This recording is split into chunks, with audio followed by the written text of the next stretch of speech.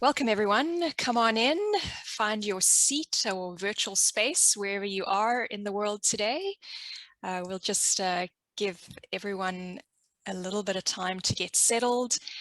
We were having such a great conversation in the green room here, and we didn't even realize that it was 10 o'clock, thanks to Vincent on our team for reminding us that we actually needed to get cracking with this conversation. So I can tell that it's going to be a really spirited, wonderful time together here this morning. So our topic being leadership brand, and what does it actually take to define and live a leadership brand. So quick introductions. My name is Bev Atfield. I work at Jostle. I'm the principal of workplace science, and really what that means is that I'm just concerned as a human how other humans are experiencing their workday, and what can I do through conversations like this one today to actually improve that experience for people. And I'm delighted to welcome two guests who will be helping us lead the conversation today.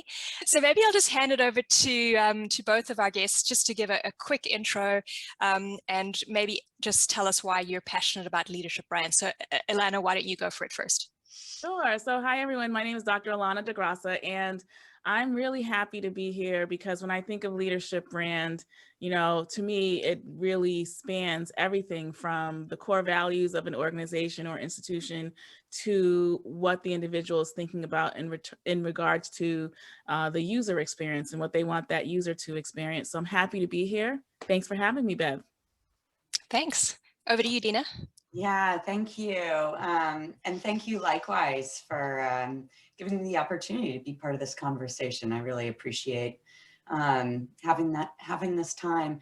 So what led me to leadership brand was really a sort of a conflux of factors, primarily through my executive coaching work. And there were a few clients that were really proactive in thinking about, like, what is my leadership brand? How do I want to be seen and known? And then there were a couple other clients who had not spent as much time thinking about their brand and had unfortunately incurred some damage to their leadership brand.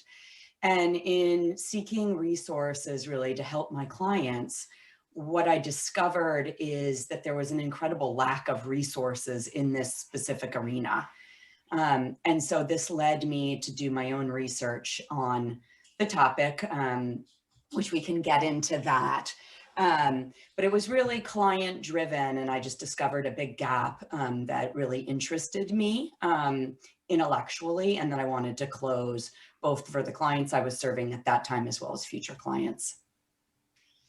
Yeah, thanks, Dina. And what I love about the rigor that you both bring to this is, really thinking about this from different perspectives, but really where we arrive at this commonality is the importance of us actually thinking about how we are actually showing up in the world as leaders, right? And just for the purposes of the conversation today, I'd like to just make the distinction between, we're not talking about leader type or leader style here. We're actually talking about how people experience you as a person in a leadership role, and what is that experience that you want to have for people, and how do you think of yourself as a leader? So just so that we're staying in sort of the same vicinity of leader brand today. So let's talk first of all about how do you actually even go about defining your leader brand? So Alana, what do you think about when you understand leader brand? Mm-hmm.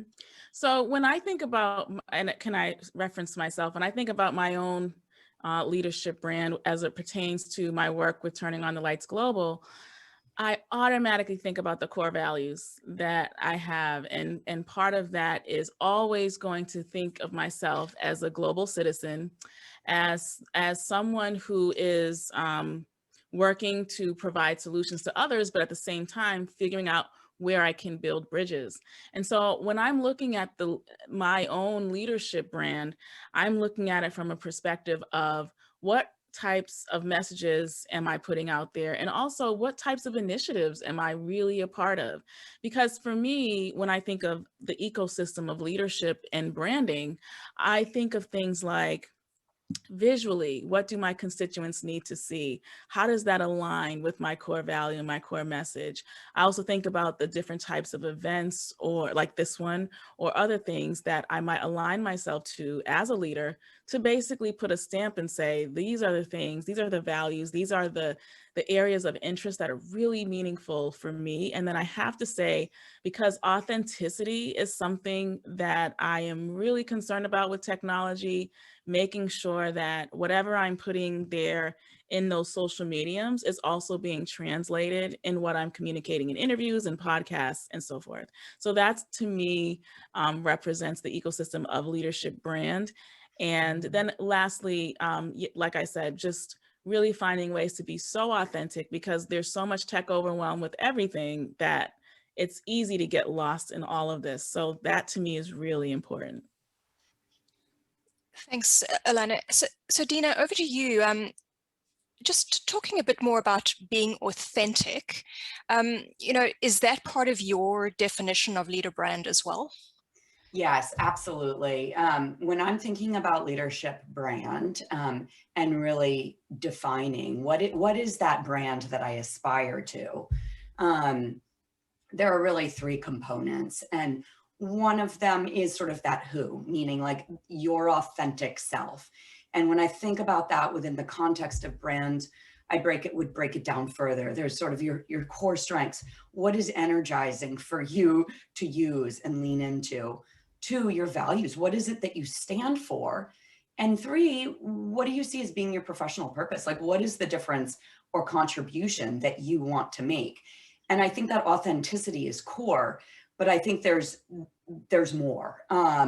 So, especially as a leader, leadership brand, I think, is just inextricable from the quality and the effectiveness of your leadership. So, the other piece, there's the who, your authentic self, then there's the what, meaning like, what is the value you're going to deliver? Like, what are the results that you are looking to drive through your efforts? And it's important to be thinking about context and stakeholders and really understanding how can you deliver the most value as possible. And then the third piece is, how do you want to be experienced? Mm-hmm. So what is your desired reputation amongst the people that you're working with and teaming and collaborating with? And there, I think it's really important to be thinking about, what is the impact that I want to be having on other people? And then really aligning all of that. So it is I honestly think it's a really large and important topic that requires a lot of introspection, but then ultimately your brand is an outside in thing, right? It does not exist unless other people say that's your brand.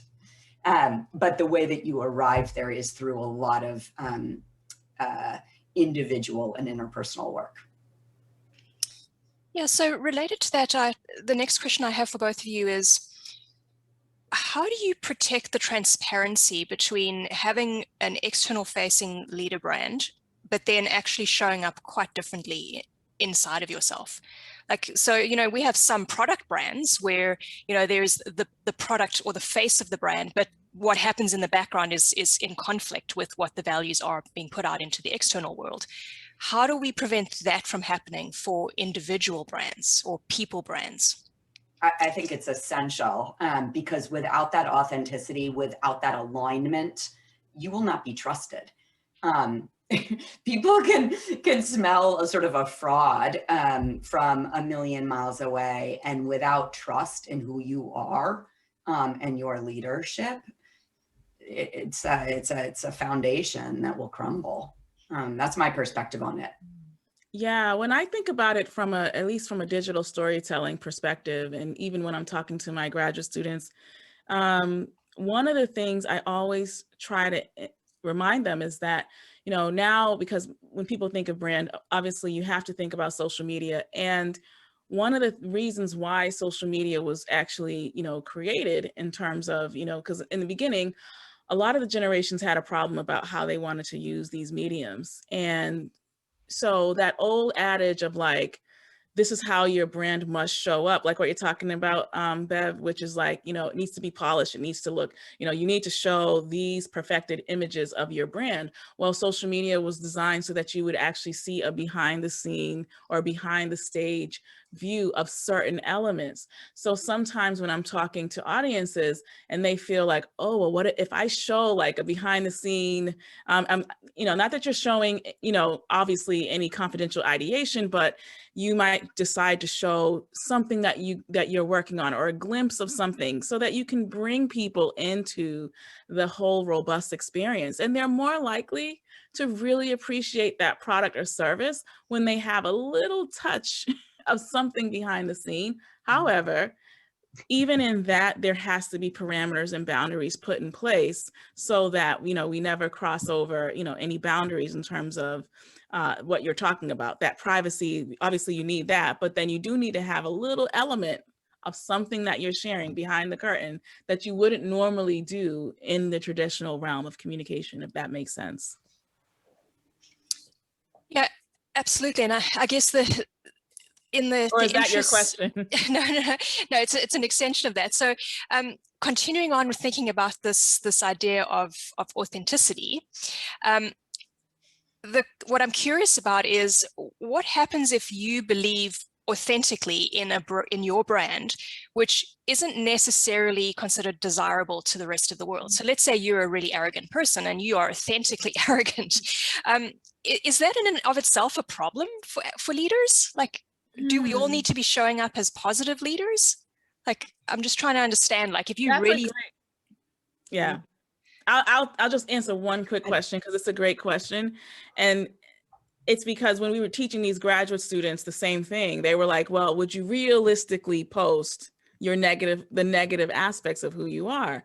And I said, well, even when you think about someone's personality, they won't technically post something negative, but usually if they have their voice, if they have found their voice around certain things, they have found creative ways to let you know what they think about a certain given topic. But that's a great question because it is something where there are often blurred lines, and people that's where that can cause some confusion with regards to how to show up online, because you're like, well, I want to be so positive and so blah, blah, blah. And you're like, yeah, well, but also where is that line where you can actually say and suggest what you really feel or share a viewpoint? And that's really important for culture. I mean, I think that you're saying for company culture, workplace culture, is kind of like what makes an experience really great is the varied perspectives. So you do bring up a great point, because you're basically saying, well, you know, are you just putting positive quotes out there all day long? Or what if you think your perspective is right and someone thinks it's, you know, maybe it's not the best perspective, but they wholeheartedly believe it? That's a great point. Yeah, I think it's an interesting thing to consider, right? If you are, as the example that you provided, Bev, if you are authentically arrogant and that is an identity that you're comfortable with, that you want to lean into, by all means, like, knock your socks off. However, I think an important consideration when you're thinking about leadership brand is, well, first off,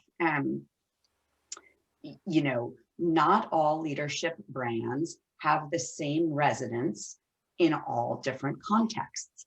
So that arrogance, it really may, you know, you may be well suited with that in companies where sort of bravado and that kind of attitude plays well. There are going to be a lot of other contexts where that will be your downfall. It will not serve you well. And importantly, and I think it's really a critical piece in terms of thinking about leadership brand, the higher you go, the more your brand reflects on others. It reflects on your team, it can reflect on your organization.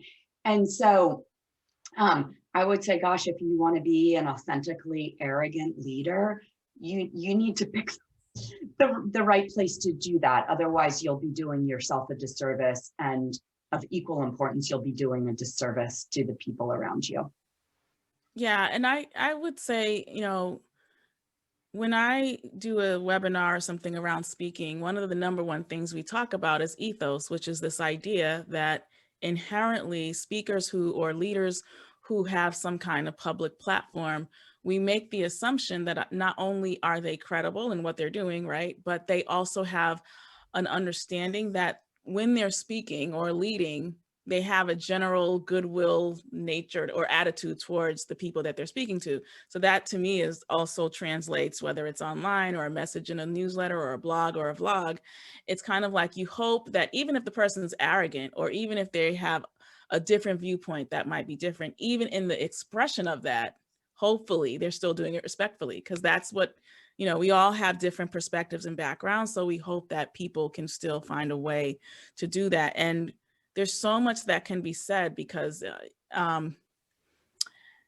in the work of social media, of branding, of business expansion, one of the biggest challenges that people are facing right now is how do we actually have everyone within all of our internal constituents in our company really show up on these platforms in ways that still make the company feel quote unquote proud, but it's not so robotic that it doesn't feel like real people. So it's kind of like a touch and go. Mm-hmm.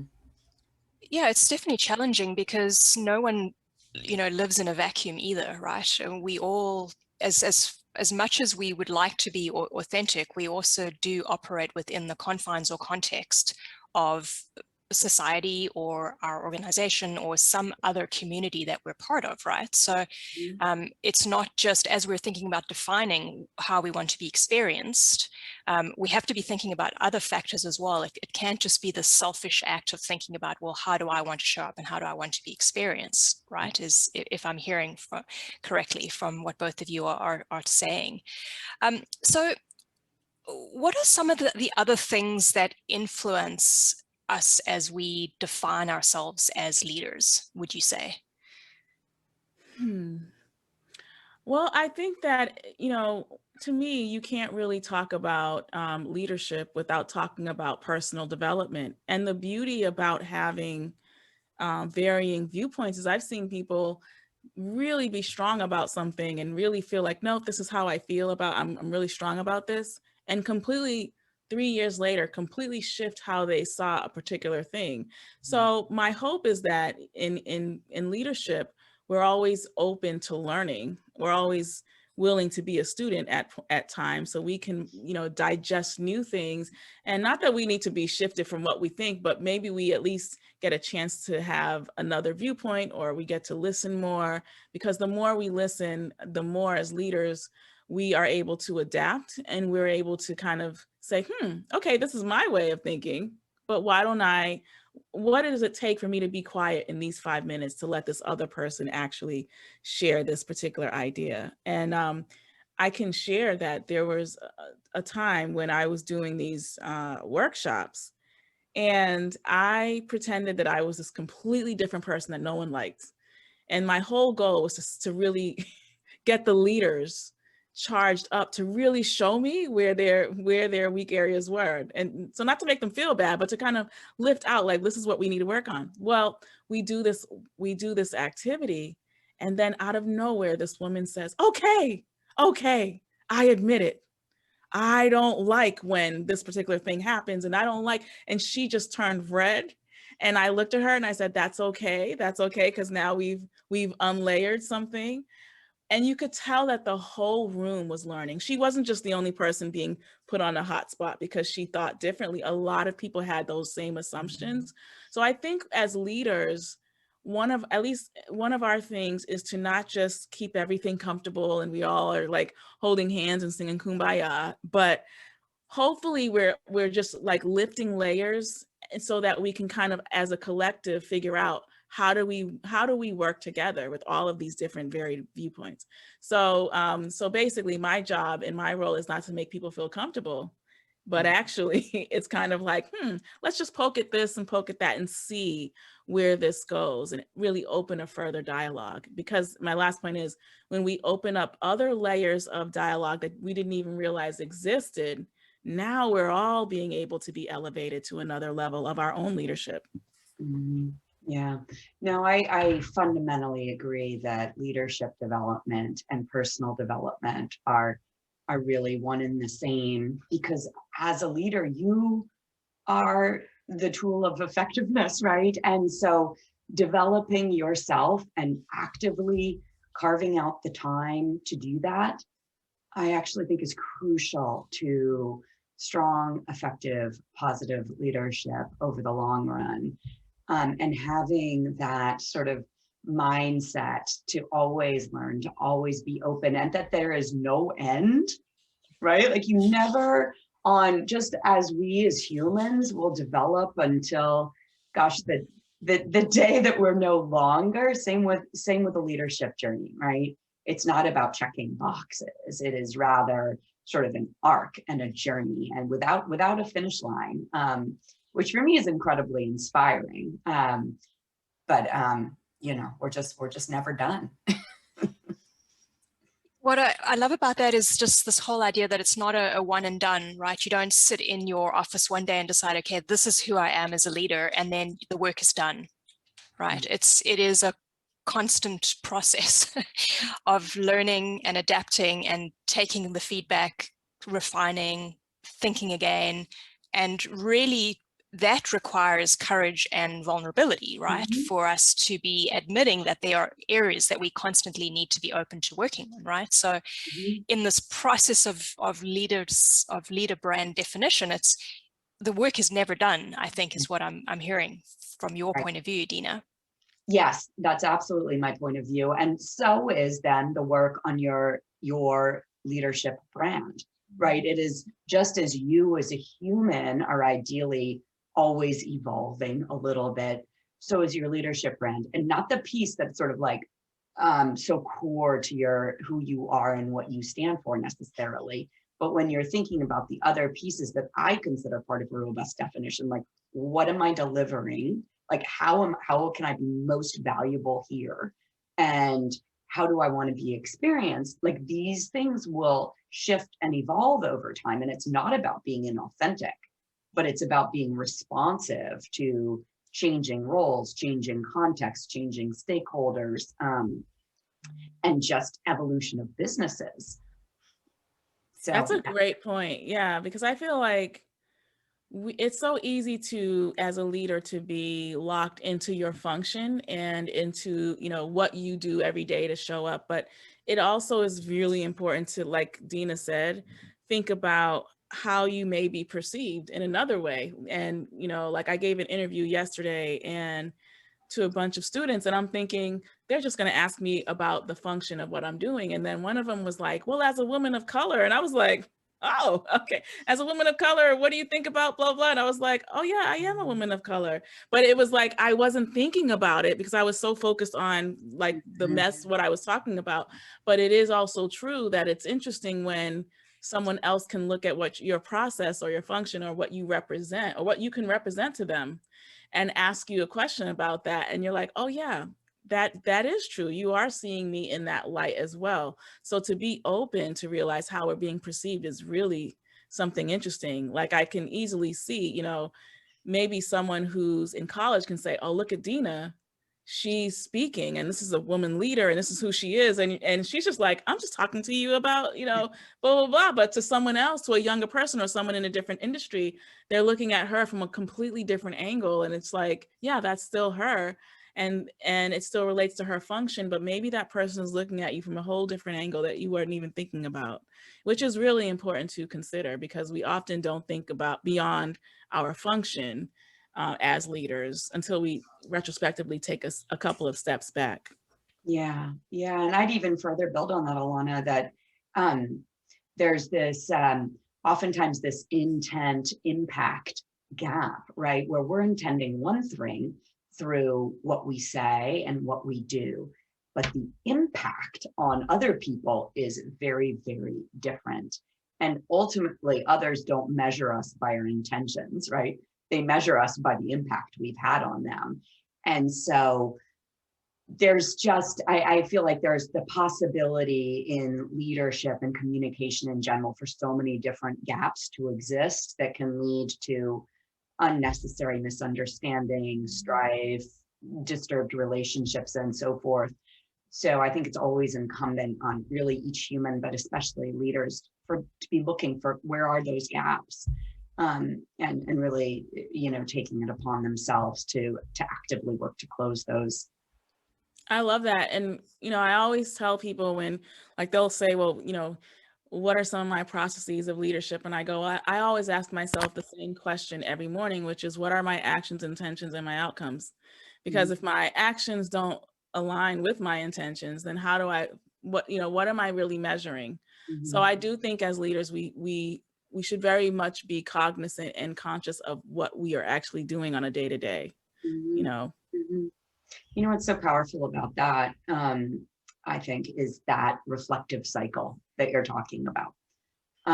Because especially when we are looking to develop in new and different ways, whether it's just as a human or as a leader, and we're taking on sort of just small shifts in our behavior that can help us be happier and more effective, it's very easy to be pulled back into your habits, right? They're well grooved sort of freeways through your brain that you can execute unconsciously. And a reflective cycle, like Alana was talking about in the morning, like, how is it that what are my intentions? How is it that I want to show up, is a really important piece in terms of evolving and leaning into things that are not yet part of your sort of habitual set of cards. Yeah, because I think one thing we're not talking about, which is kind of to Bev's earlier point, and what is a good leader? I think that a good leader also is able to delegate, is also able to also sometimes become the student, right? So they're not always going to have all the answers, and that takes a leader. That in itself takes leadership, to actually be a leader and then go, you know what? I'm actually going to take a seat and ask my team, or I'm going to reach out for help. And I think real leaders are those that are able to, they don't have a problem with pride per se. Like they can say, okay, I might know all the answers, but you know what, even in this situation, I'm going to take a seat and actually put on my listening tools so I can really hear what people are actually thinking. And that in itself, we're not talking about it, but listening is huge in leadership. Yeah. I think there's a combination of humility and courage that unlocks so much positivity in terms of the way that you lead and the behaviors that you choose.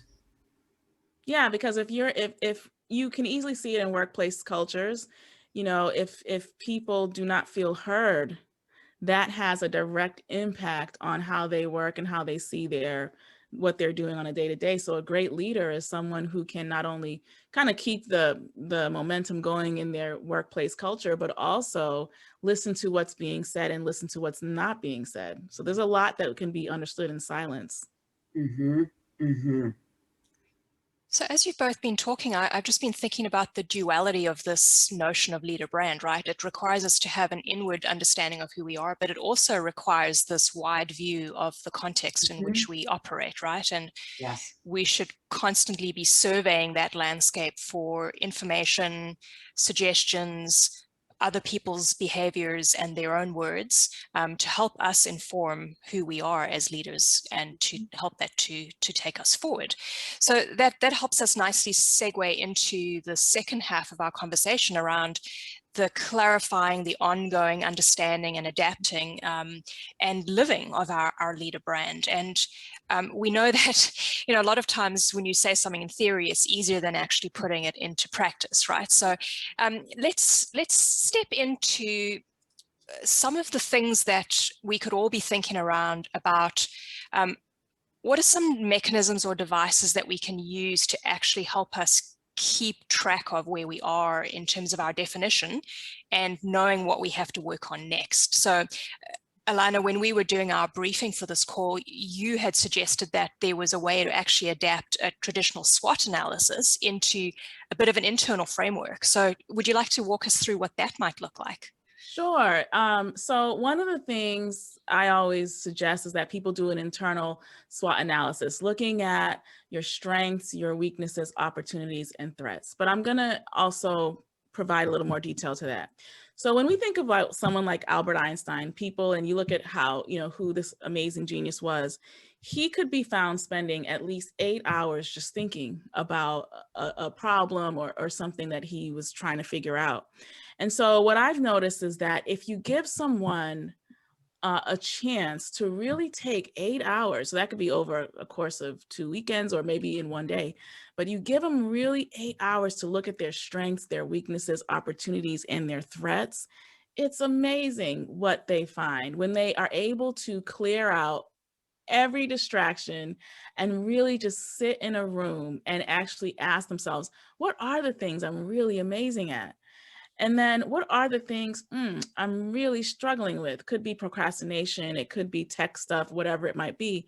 But then what are the opportunities that exist for me moving forward? And then based upon the negative ramifications of those weaknesses, what are those potential threats in my own personal, as a leader? What's that threat? So if I'm a really great leader, I'm good at executing things, but I'm really prideful and I don't listen to anybody. How is that a threat in my own leadership? Well, that's huge. So it's easy to tell people, oh, we'll just do a vision board. But this is a little different because this is making you look at not only your strengths and weaknesses and who you want to be, but it's also making you really look at how will my inability to address these weaknesses impact me moving forward. And so one of the things I would just suggest is that person find a way to have that 8 hours of time where they can really chunk down those strengths, those weaknesses, those opportunities, and those threats. And that's actually what I did when I was starting my own business. And it was just eye-opening. I mean, I had never done that before, never spent so much time. It's kind of unnerving to be still, but when you are, you learn so much about yourself. Mm-hmm.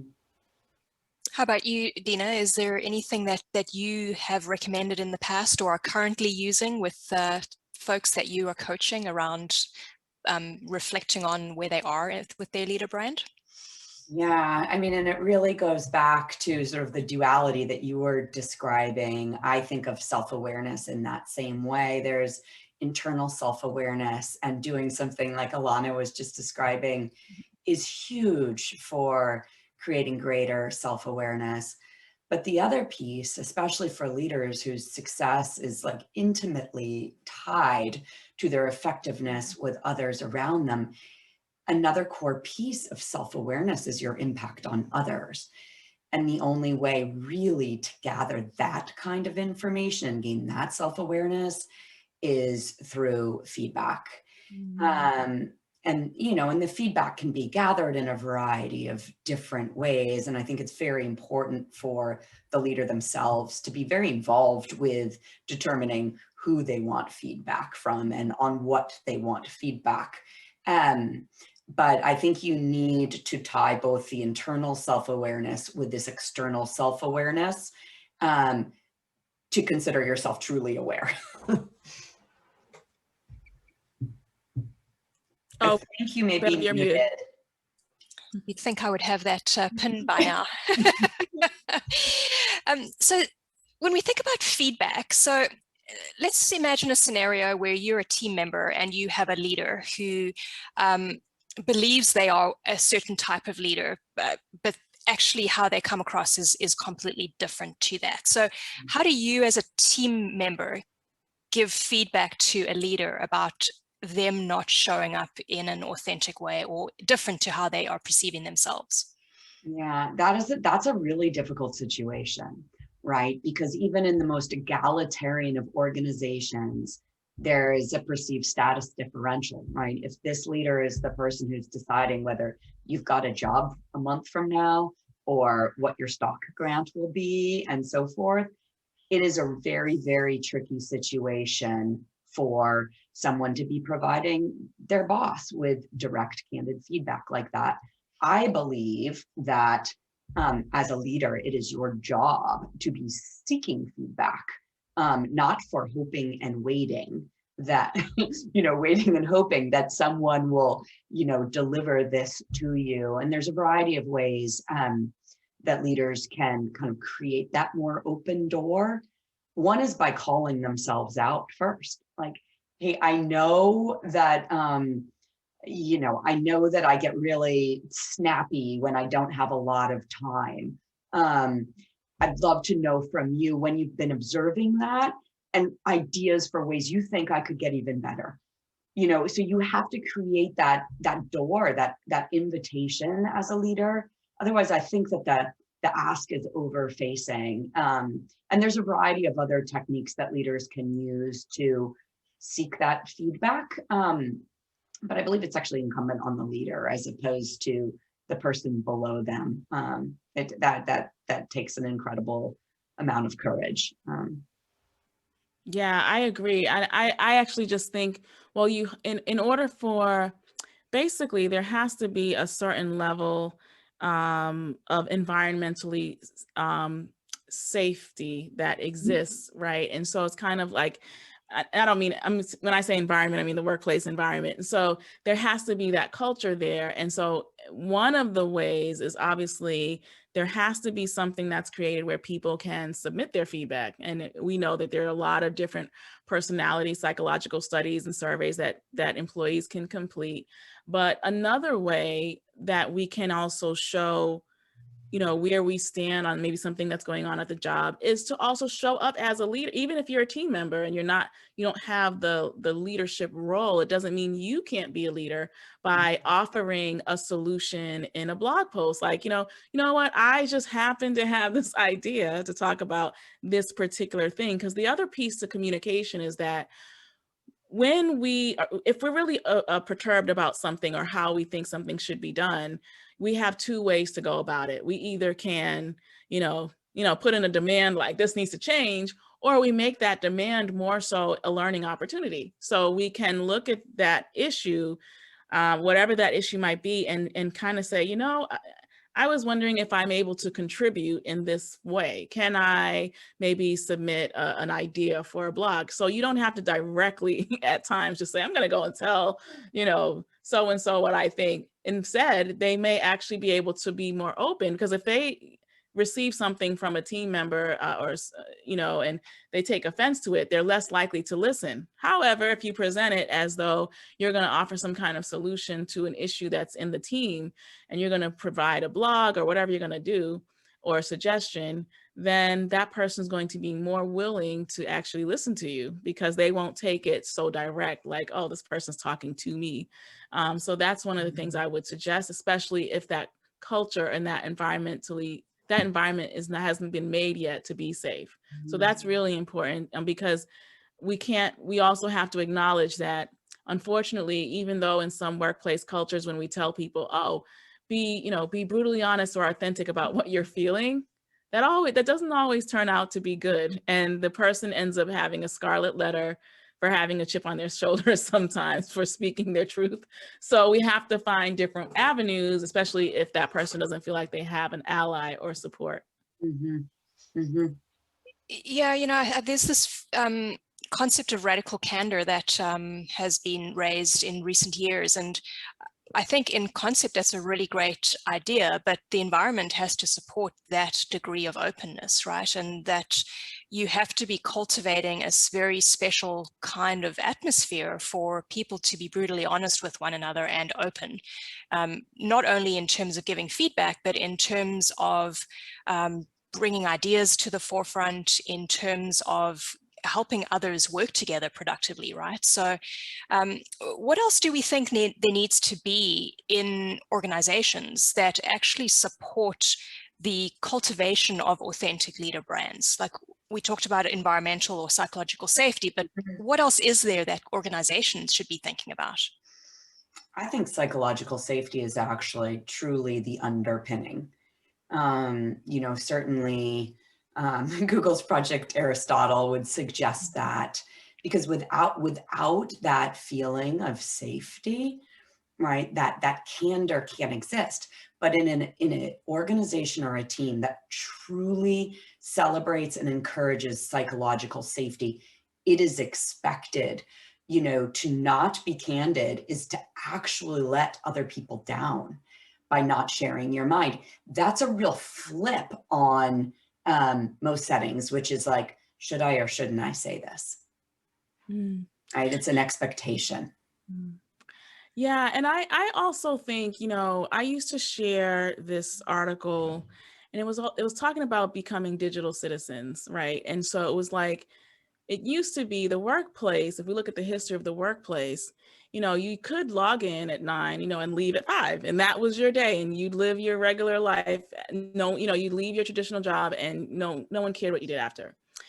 And one of the hardest things we're seeing professionals struggle with is the blurred lines between I left work and I'm still kind of at work, even though I'm working remotely, and I'm, you know, and my engagements are much more profound than they were in the average workday. So where I was just focused on work and just being a leader from 9 to 5 has now expanded into my LinkedIn, into in other areas. And some people, we have to also have, so when you talk about what trainings do people need, I have to say that if we look at the United States Department of Labor and the research around how professions are shifting, there is clear evidence that, you know, in the next 4, 5, 7 years, there are jobs that have yet to be created because people have not even identified yet how all of this digital shifting and the new needs that people have are going to be creating, you know, new jobs that don't exist, which brings me to my point. The future of work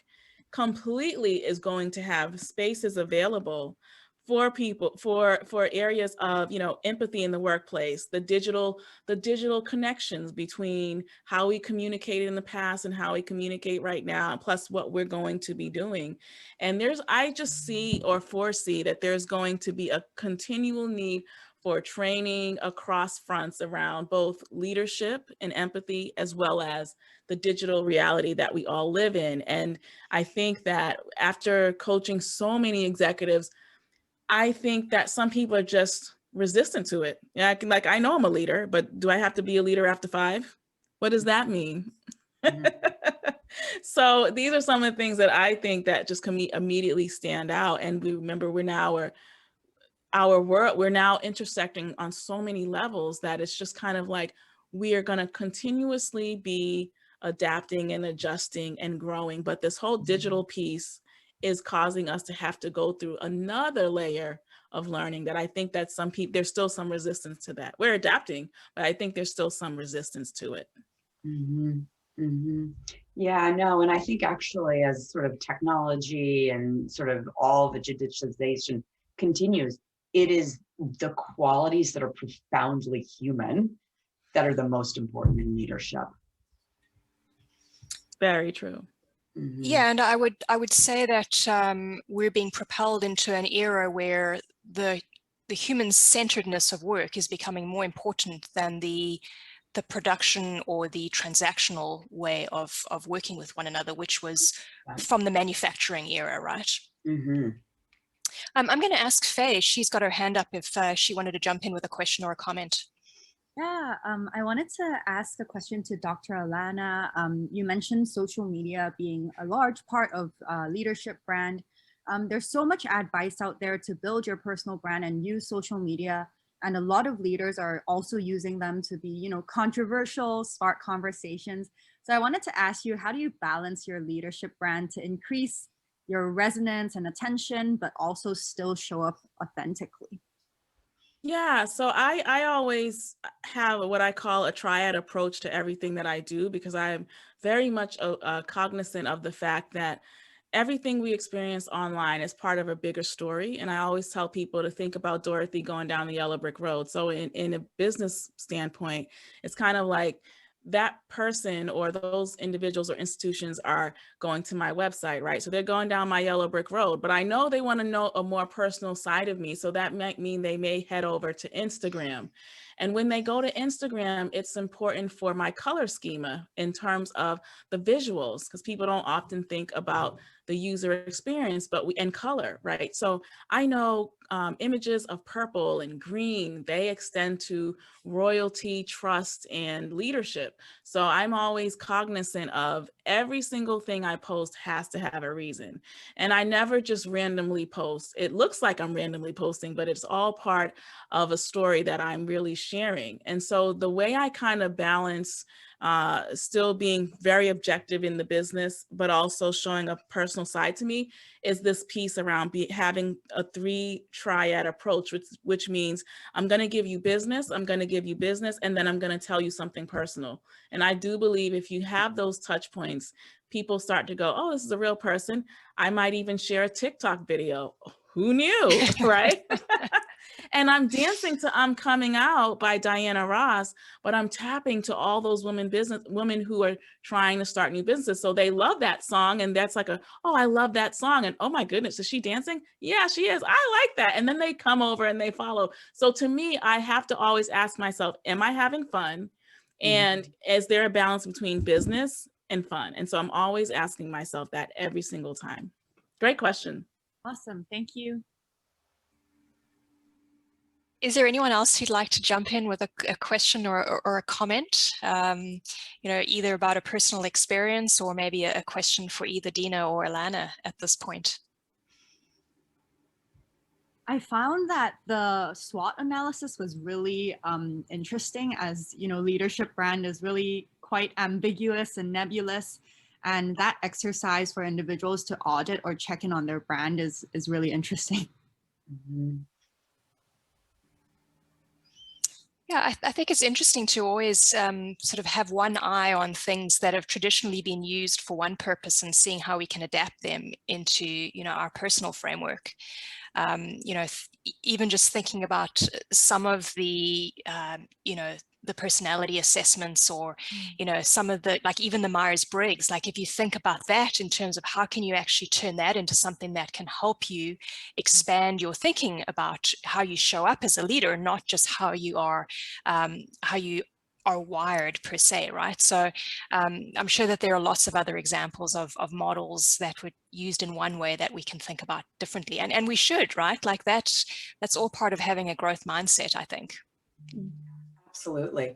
I'd actually love to share too. I'm not sure, Bev, if this is an appropriate time, but I did create, based on my research, I created a whole framework to help leaders really think about their aspired leadership brand, and then ways for them to lean into it and evolve it over time, as we talked about.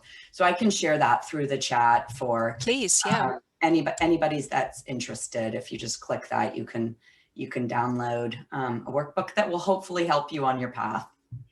And we'll also share that in the follow-up email as well, so that if anyone misses it here, they can grab it later on. So as we're coming up to the top of the hour here, we want to just be sensitive to getting everyone back onto other things in their work and personal lives. As we're thinking about our own leader brand, how can we be helping others develop their own leader brand? So how can we be good stewards of this notion that we are open to continuing to grow, and how do we help those who are around us to build their own brands authentically? So perhaps if both of you could weigh in with your closing thoughts on that question. Yeah, so I think, when I started my company, I didn't use a lot of Facebook ads, and I didn't use a lot of things that most people tell you have to use. But one of the things that I think is important is the importance of story. And so one of the best things that we can do to not only build our brand, but to also find others who share stories of courage, what I call stories of courage, because when you find other, I call them your eagles, when you find your eagles and you feel like you can align with them, it's easier to kind of spread awareness for each other. And there's something called pods that I'll talk about. Pods allow us to say, hey, you know what, I've got these 3 or 4 people, and they may not be in the same industry, but they really align with what I'm about. And so I'm going to go and support their blog. I'm going to support what they do. And I'm really going to have robust conversation and engagement with what they're doing. And then it's also then reciprocated. So one of the fastest ways to grow not only your brand, but then to also grow that ecosystem of those you're connected to is to really show up in what they're doing and to be authentic and to really check. So one of the things that I tell people all the time is that there's so much conversation happening right in LinkedIn. And it amazes me that sometimes we lose conversation right in LinkedIn.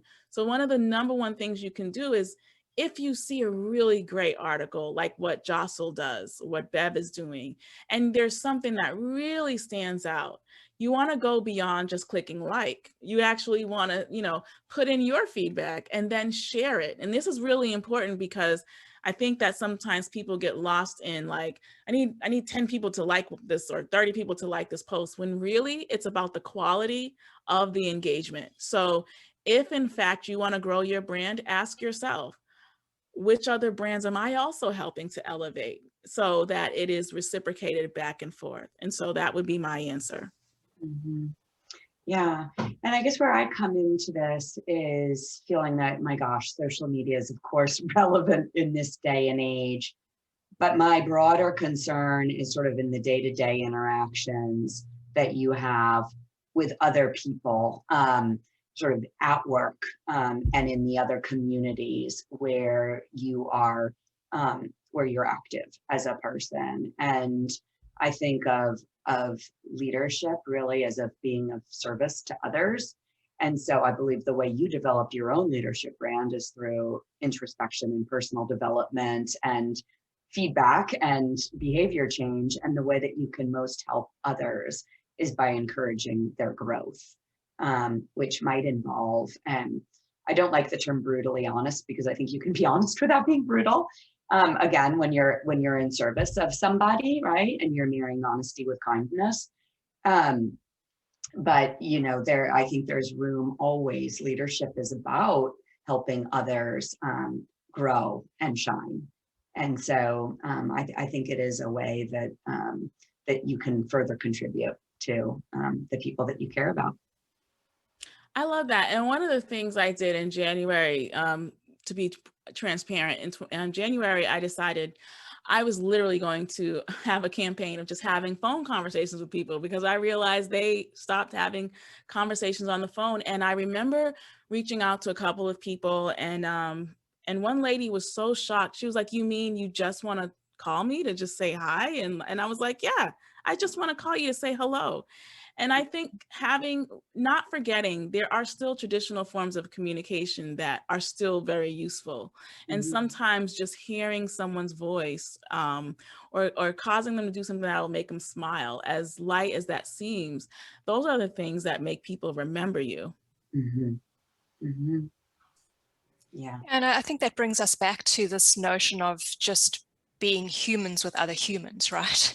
And that there is no perfection. We're all on a journey at different phases, but we can support each other in that journey. And that holds as individuals, as well as teammates, as well as all of us being part of organizations, and then part of the wider society or communities that we're part of, right? So, I think that this conversation is so relevant, not just in the business context. It's relevant in every aspect of every one of our lives, right? So I do hope that the conversation here has ignited some interest in you continuing to define your own leader brand. I've really appreciated the perspectives of our guests and the contributions from our participants here today. So that's a wrap for today's Conversations at Work.